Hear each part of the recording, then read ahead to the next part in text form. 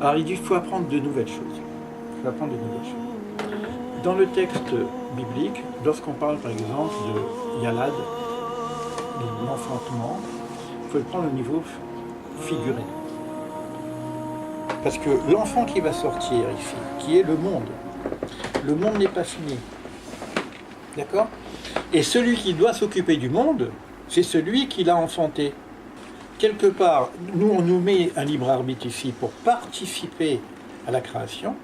Je vais avoir une responsabilité de participer à ma propre création parce que c'est comme ça que je peux avoir le mérite de recevoir, de la responsabilité quelque part d'en haut. Et ça, c'est l'influence extérieure, qui vient du divin, qui gère le monde.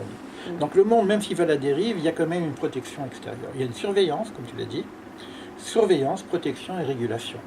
Donc toutes ces fonctions-là existent. Donc on a un enfantement, on a un accompagnement et on a une surveillance. Et on est en train de parler de la naissance du monde. C'est-à-dire que dans chaque étape, il est important de savoir où on en est dans l'étape du monde. Alors le cycle du monde, on va apprendre qu'il y a un cycle du monde où il y a un temps, c'est le tohu, c'est le grand mélange, c'est très dur. Il y a un temps où ça va être moyennement doux, et il y a un temps où les choses commencent à se réorganiser. Et puis il y a le temps de la naissance. Donc ça fait partie de la gestion du temps au niveau biblique, par rapport à 6000 ans. Ça fait partie aussi au niveau du temps de ma propre naissance. Alors c'est toujours intéressant de savoir à quelle période on est. Par rapport au temps biblique, est-ce qu'on est dans l'époque messianique? Est-ce qu'on est encore dans l'époque du tohu, etc. Parce qu'on est dans plusieurs cycles. Et tout ça, on va avoir des explications d'une façon un peu plus détaillée, d'une façon par rapport à ma propre évolution en tant qu'être, et d'autre part l'état du monde. Et tout dépend de mon agir. Il y a aussi cette fonction-là qui fait qu'il y a une gestion qui nous est donnée, à nous, êtres humains. Tout cela est simple pour qui a emprunté les voies de la connaissance. Ça va être un petit peu difficile parce que d'un côté, on n'a pas la vision de ce qu'il y a de l'autre côté, c'est-à-dire qu'on n'a pas la vision de ce que je suis en dehors de mon corps. Je ne connais pas le monde des âmes, sauf quelques personnes qui ont vécu, mais même celles qui ont vécu l'expérience de mort imminente, ils voyaient le couloir, mais ils ne vont pas de l'autre côté du couloir, parce que s'ils vont de l'autre côté du couloir, ils ne reviennent pas. Donc ils voient simplement un aspect d'un couloir avec de la lumière, etc. Ils peuvent avoir des proches, des visages qui viennent, qui parlent, on dit bon, qu'on ne fait pas, il y a quelque chose encore de l'autre côté, on va se retrouver, mais c'est pas le bon, c'est pas ton moment, tu reviens ici, retourne à la maison, parce que tu as encore du boulot à faire.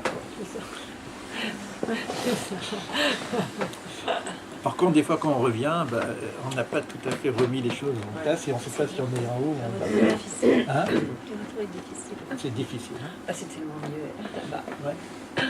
Oui, parce qu'on n'a pas été jusqu'au bout. Ça... L'accompagnement est lumineux. Mais le travail qui n'est pas fini, on doit le finir de l'autre côté du couloir. Donc c'est comme les infirmières. Vous allez à l'hôpital. Vous allez avoir des gens en blanc, des infirmières, très mignonnes d'ailleurs, qui viennent, qui vous prennent, qui vous amènent. Et puis des infirmiers aussi, qui sont très gentils, très sympas, qui vous amènent à votre lit, on vous cajole. C'est très lumineux. Ouais. Mais après, tu as le chirurgien qui vient, il vient faire les opérations. Mais nous, on ne le voit pas, le chirurgien, on dort. On ne voit pas le chirurgien parce qu'on est dans le couloir. On n'est pas dans le lit d'opération, on n'est pas dans la table d'opération. On est dans le couloir. Donc il y a la table d'opération. Et après la table d'opération, il y a le paradis, le jardin de l'hôpital. Mais il faut que tu passes par l'hôpital. Ça s'appelle le Gehinnom.